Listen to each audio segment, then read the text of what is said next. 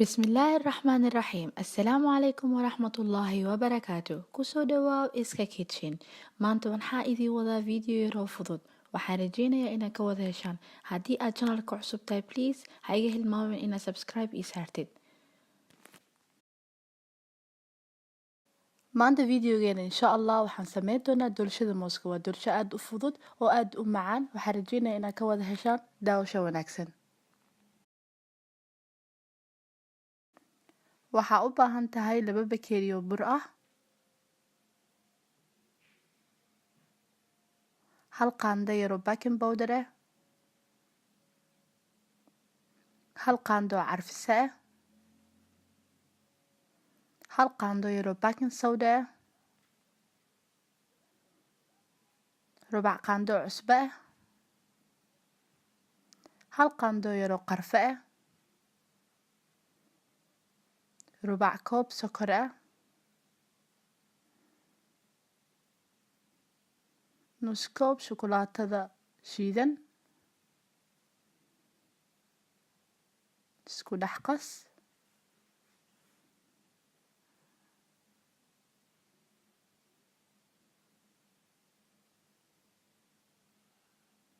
intaasi waa inta qaleelka ah.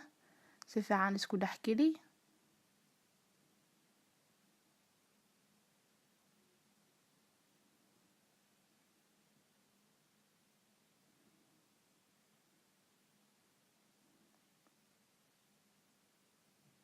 hadda waxaan sameynaynaa inta qoyaanka ahayd.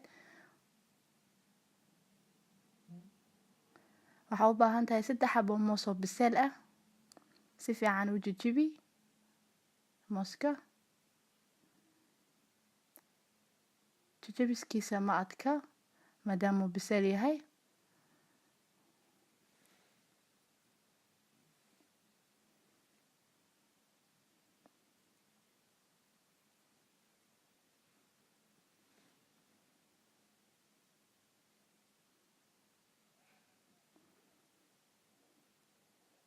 waxaa u baahan tahay nus koob buuro ama subag la dhalaaliyay.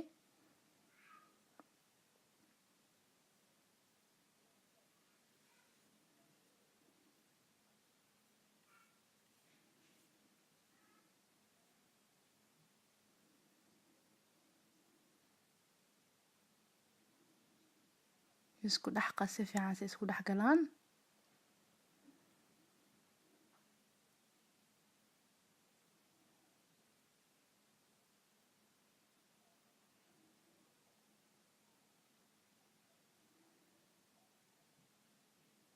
hadda waxaa ku dareysaa 2 xabo oo ukun waaweyn ah.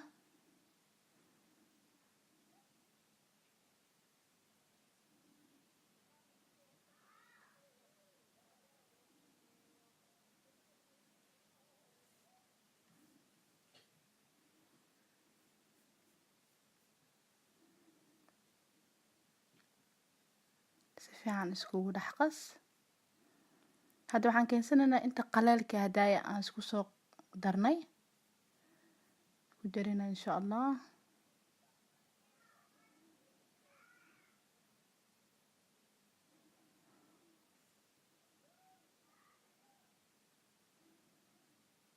tartiib iskugu qasaysaa sida isku dhex galaan.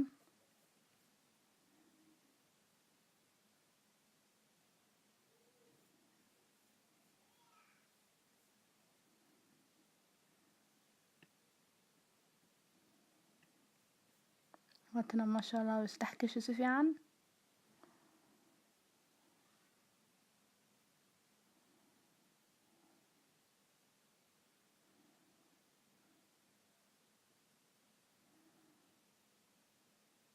waxaan keensanaynaa foormka ovenka la gelin lahay.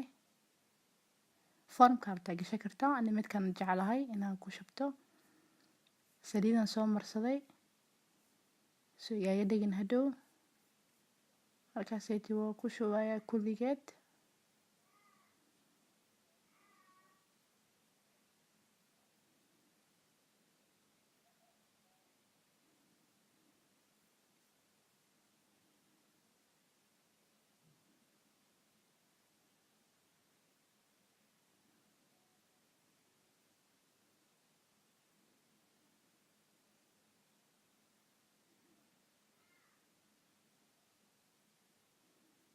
sha allah intaasoo oven gashanina waxaan ku duubaynaa insha allah 30 daqiiqo. waatana maasha allah doorshadeena noo soo baxday. waa diyaar. waa aad softi u tahay. caruurta aad ay ugu heli doonaan insha allah. waxaan rajeynayaa inaad ka wada heshaan videoga. haddii aad videoga ka hesho please subscribe iyo sar channelka, gambalaalka taabso, likes and comment. wassalaamu calaykum waraxmatullaahi wabarakaatuh.